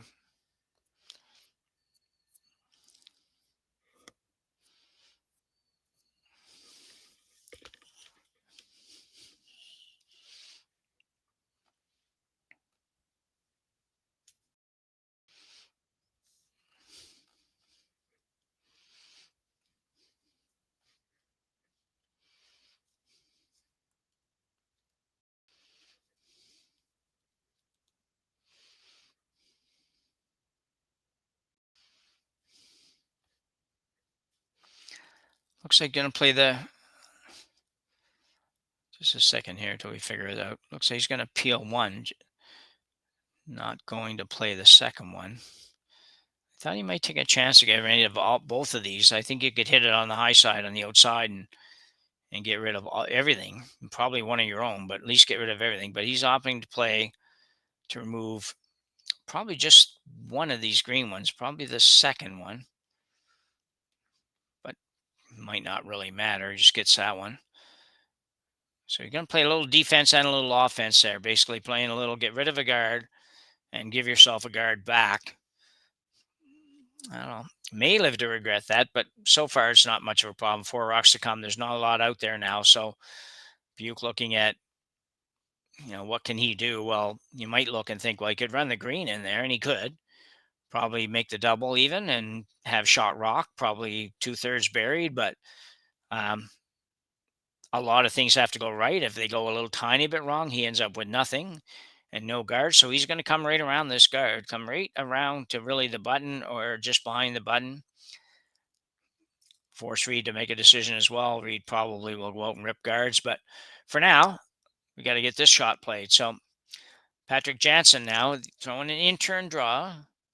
As we said, the ice has been really nice. There's been lots of curl. They've had a few that didn't curl the way they thought they would, but I just have to believe that's something somebody's doing on release or whatever, because when they get it right, it seems like it definitely curls. And this is pretty nice. That stops. It won't stop, but man, what a try. He might be shot. Hard to tell there. Looks like about I'd say, yeah, here we go. Great. If I could just move that thing out of the way. Yeah, it's close. I think that green might have that. Either way, he's going to play the same shot. So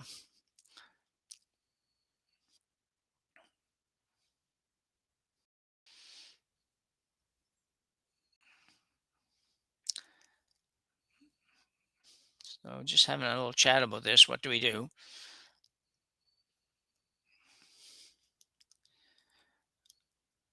One thing I don't think he's going to do is draw. That's my thought. So I'm pretty sure he won't draw.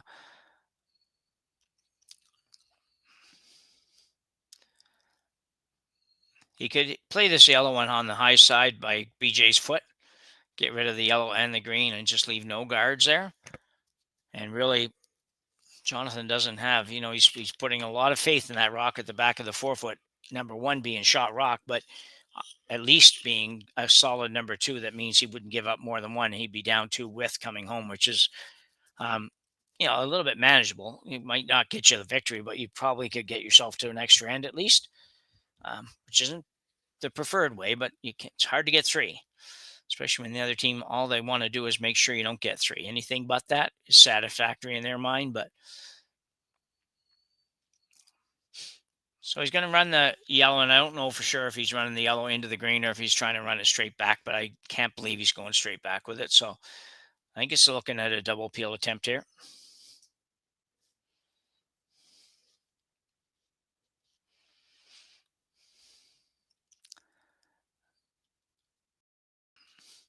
So BJ Newfield with a solid weight shot, and he will get 1, 2, and move the yellows. Got shot rock definitely for now. Got rid of all the guards, so job done. I think it's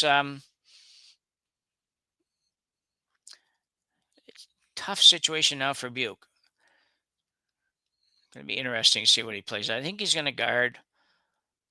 Got 3 rocks to come. I think he's going to throw at least one more guard, and I think it'll be on the high yellow one.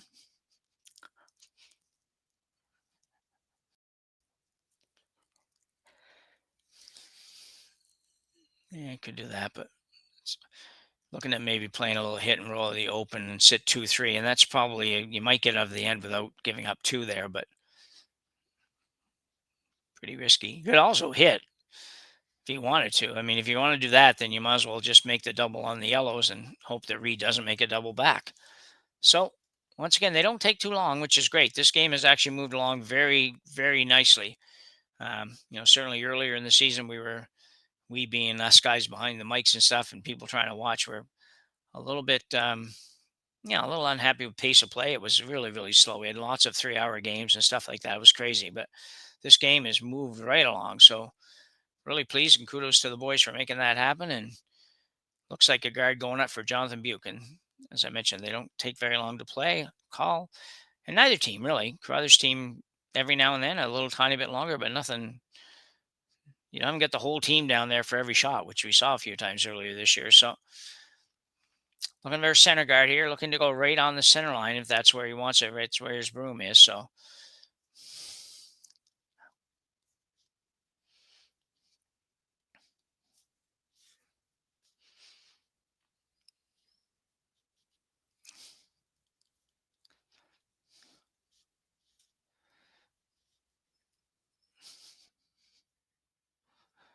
nice guard.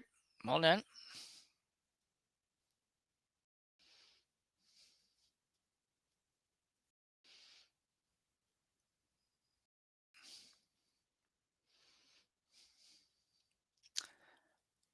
So a little bit surprised here. Carruthers not going to make a play on that guard. He's going to come right around.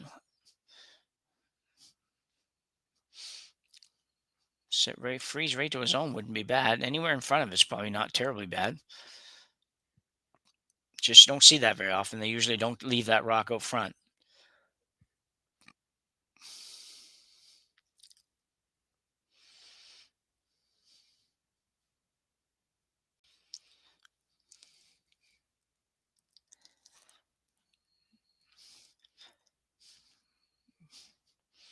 So, yeah. Pretty good, probably. I don't know. Going to be interesting to see where they go with this.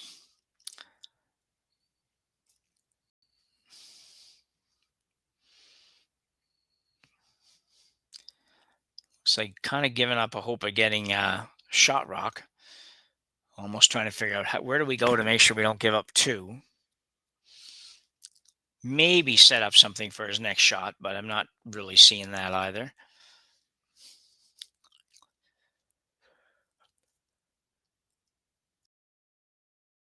It's going to be very hard putting it somewhere where Carruthers can't outdraw it on one turn or the other. Now, it would take a heck of a draw. If you make this really good, it would take a really, really good draw by Team Carruthers to do better. And there's still 2 rocks to come each, so.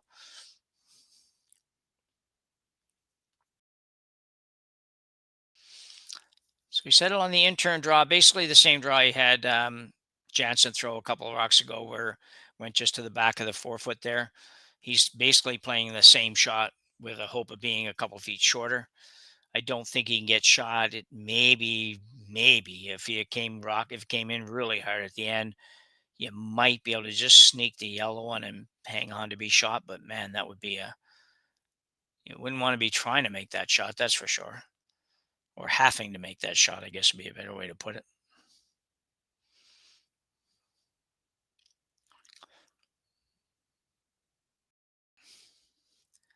So here it goes, Jonathan Beuk. This one's curling early, I think. I think it's going to be light and tight and not going to do much.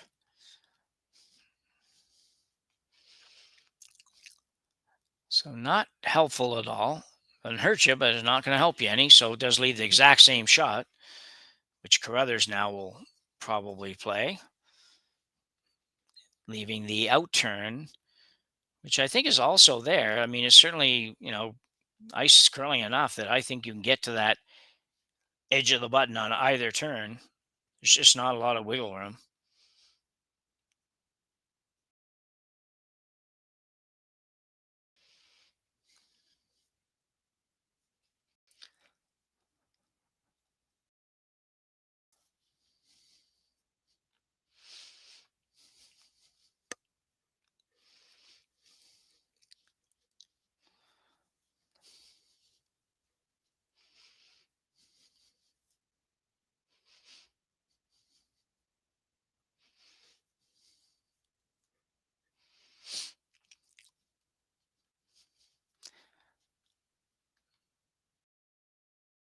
Yeah, when the Kingston, when these guys have missed a draw, they've missed a few of them by a lot, and that's kind of odd. So I don't know what's happening there. If they're just finding new paths, which is possible, or what. But they have had some draws. They've had some great shots, and then they've had about 3 or 4 draws that they missed by, I don't know, several feet, like not 3 or 4.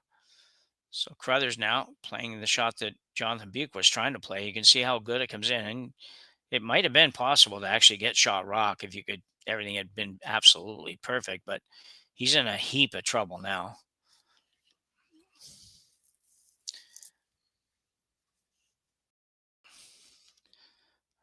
I think the last shot probably, the old hindsight 2020 thing, I think the last shot probably had to be a hit, which I wouldn't have loved playing either, but making the double on the top yellows, maybe, if it was possible.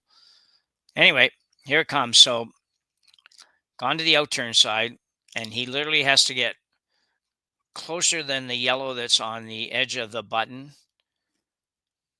or he's going to drop at least 2, maybe 3. And either of those probably comes pretty close to ending the game. 2, you're probably still going to play, but not too often does anybody get 3. And 3, they're probably shaking hands. So we'll see what happens. He'd probably feel better about this if he'd been a little closer on his first one, but sweepers would have helped him out a little bit there and told him that, no, you're okay. You just need a couple more feet or whatever it is we need.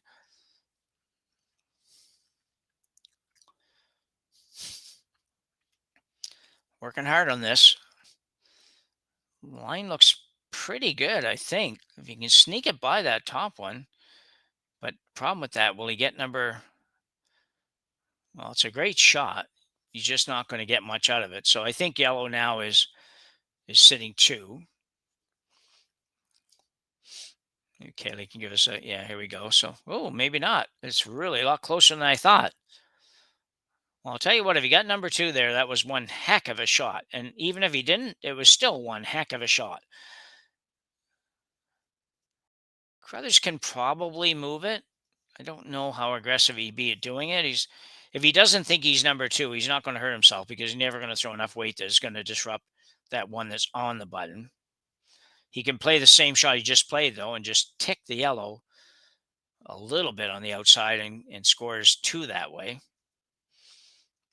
I think he can also go out, turn, and follow Jonathan Beuk down and just tap that green one a little bit. But you got to have a little more than just draw weight. So we'll see what he plays. If I was a betting man, I think he's playing I'd bet my nickel on the in-turn tap on the yellow. Partly because BJ seems to be only on that side of the sheet. That's a helpful hint.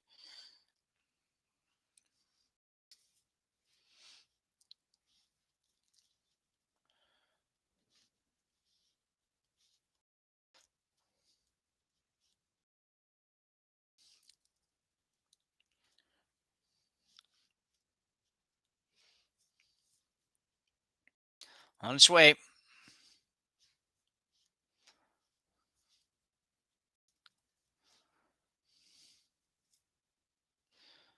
This is close as well. Really close. This could be a great shot. Wow, that was so nicely done. There was no room for error in that shot at all. I mean, the nice thing was you weren't going to worry about having them score. But anyways, Reid Carruthers makes a great shot for 2 here in end number 7. We'll take a 3-point lead to the 8th and probably final end here at the Henderson Metals Fall Classic in Sault Ste. Marie, Ontario. And we'll be back right after this break.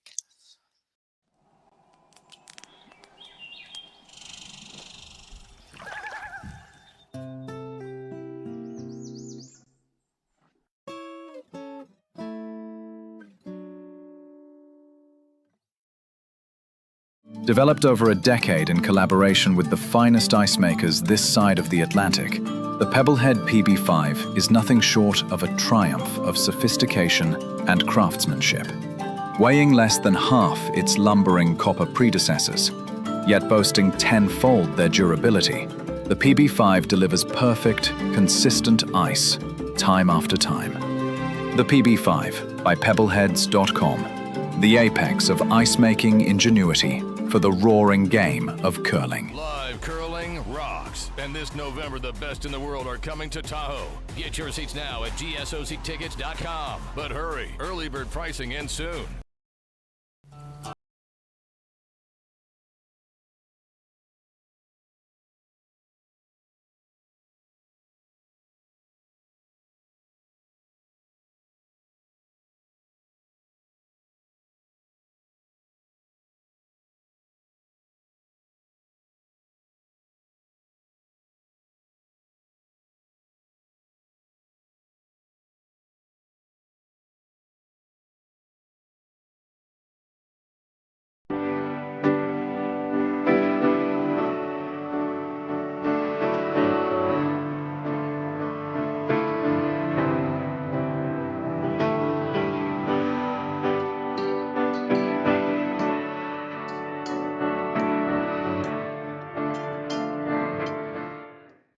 Ste.Marie Airport Development Corporation, owner and operator of the Sault Ste. Marie, Ontario, Canada Airport, is proud to support the Sioux Curlers Fall Classic and welcome all to beautiful Sault Ste. Marie.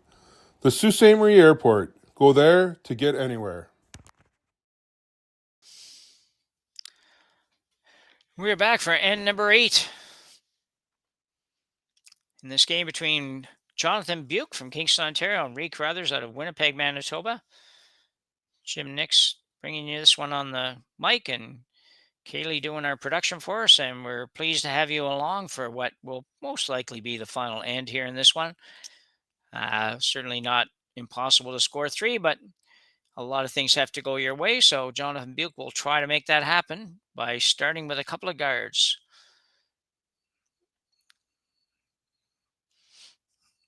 Looks a little different. If you're wondering what's going on, he he does have hammer, but yet he's going center here, and that's just a factor of being down so many and trying to figure out a way to make it work.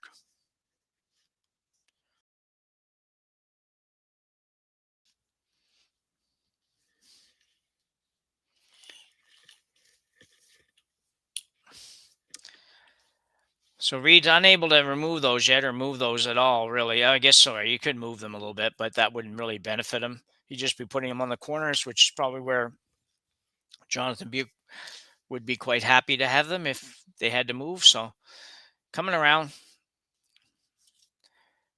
and we would be one shot away from starting to get rid of those guards anyway. So it's working hard. You don't want this to be short or not too short. It's interesting. A lot to work with here. I will say, I mean, they're the opposition stones, but those yellow rocks in the 12-foot can certainly be used by the team that's trailing. So, and then you don't need, just need a couple of peel attempts or run backs that don't go perfect, and all of a sudden you have a shot. So we'll see. Here's the out turn come around for starters. Let's get one in there for starts. A little tight. This looks very good. Doesn't really matter too much at this point. You can take it back, make sure it gets buried no matter where it is. You know the other team is not going to be trying.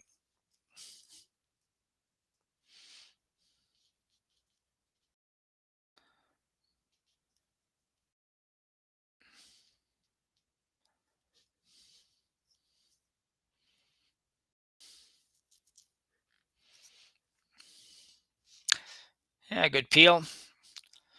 Caitlin.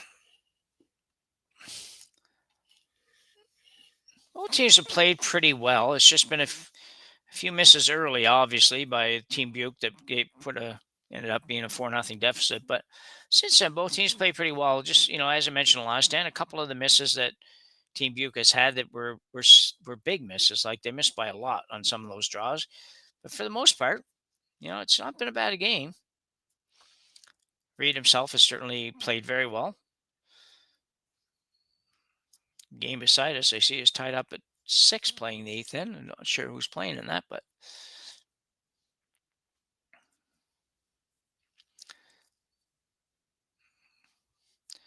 so a nice shot. Don't think he can go after that yet. I think he's probably going to have to peel. Doesn't look to me like he'd go after the back one, but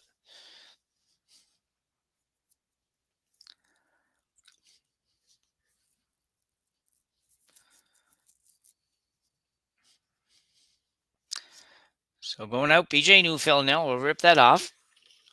So Beuk now has 2. Just needs to find a way to get one more in, and all the while protecting that. But you know what? You might only be 3 shots away from having a chance at scoring 3 here. So see, well, maybe not now. Nope. Going to be a lot tougher now. Just an amazing shot by BJ Neufeld. I hesitate to believe that they were actually playing that shot, but it looked like it was too good not to be playing it. Makes what would that be? A 12 to 14 foot run back double. All 3 rocks being the opposition stone. So even if the one he raised back had stayed, they would have at least had one in. Now, all of a sudden, you've got 4 rocks to come and you got to score 3 of them. So definitely the turning point in this end. No matter what they do now, it's going to be very difficult. Carruthers going to go out and jump on that. And he might get it out. He's in the way. Get out of the way, Reid. Oh, half a rock. Well, you know what? It's not great, but it's at least there. And could count. You never know. Yeah, peeling the guard off now. Which makes you believe even more so that they probably weren't playing that run back last time. A lot of risk in that shot. But regardless, BJ now will just rip this one off. Tucker's dream, these kinds of shots.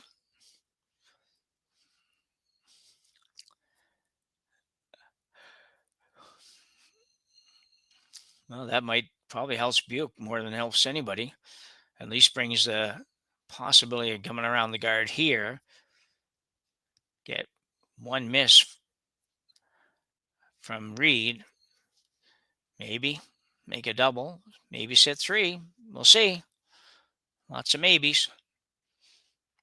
You need a lot of help at these points. They're hard not to not feel like you're kind of wasting your time a little bit. But the good teams don't feel that way. They just figure like we just got to make everything as good as we can make it and go from there. Kind of be like the Blue Jays these days. Keep going. Got to get it back. Got to get it buried mostly. And he will. So, interesting call coming up for Carruthers here. Do you draw or do you run that front one back?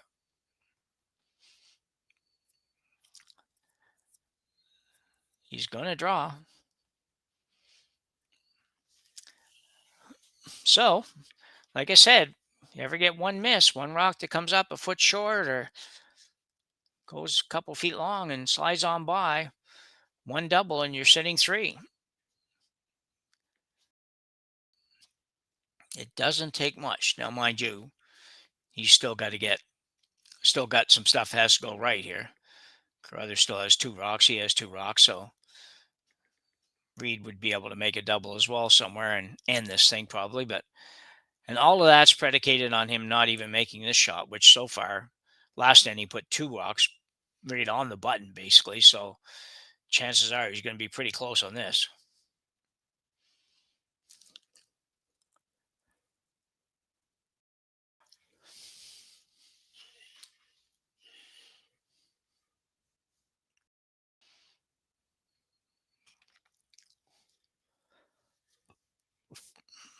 Well, he took that one out of play, but I don't know that he was trying to be that heavy. Make this one around the guard, and all of a sudden he's got to play a run back. So you'd see Jonathan talking about drawing right down to his, and I think the only reason for that really is to try to make sure, well, A, you might get a jam possibly if you ever over curl just a tiny little bit. But secondly, just make that short run back as long as you can. Maybe temporary to draw again, which would probably be, there's always a better chance, I think, if he's drawing that he leaves you something. But anyway, we'll see here in a minute. First of all, you got to make this one. Can't get ahead of yourself here at all.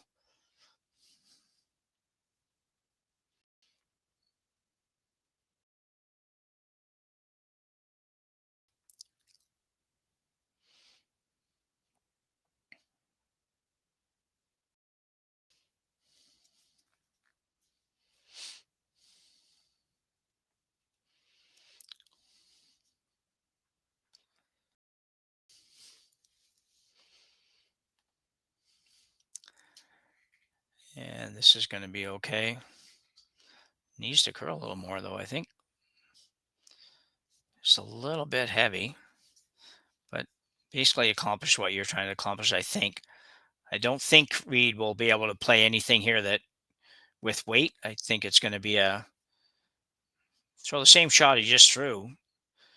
Slightly less ice, he'd be fine.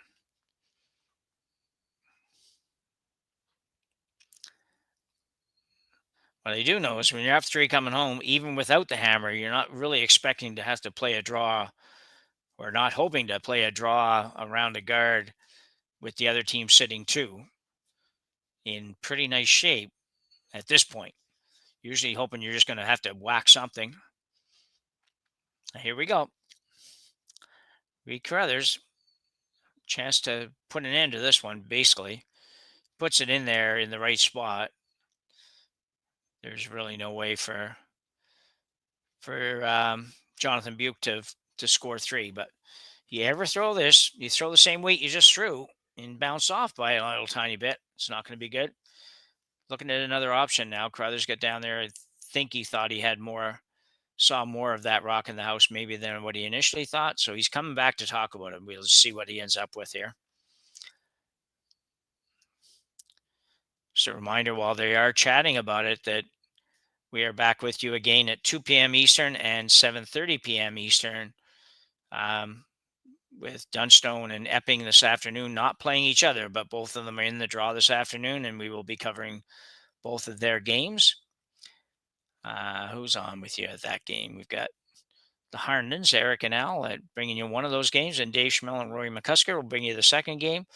And then we're back again this evening at 7:30 p.m., as I mentioned, with 2 more games. I don't know who's playing, but we will be back with commentary on all of those games. So it should be a great day of curling as we move through the day.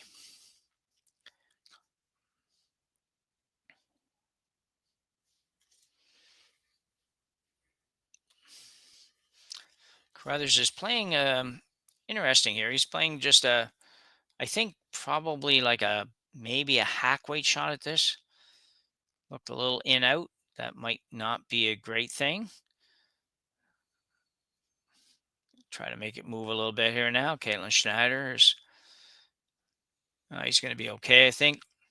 He gets to the nose, it's all over. And he doesn't, but he's all over anyway because he had enough weight to move it out. So that's going to bring us to a close in this one. A good shot by Reid Carruthers to end it. Certainly the team that was a little tiny bit better today won. And Carruthers will go to 1-0. Beuk dropped to 0-1. And they will be back on the ice again probably this evening at 7:30 maybe for Jim Nix, for Kaylee, and for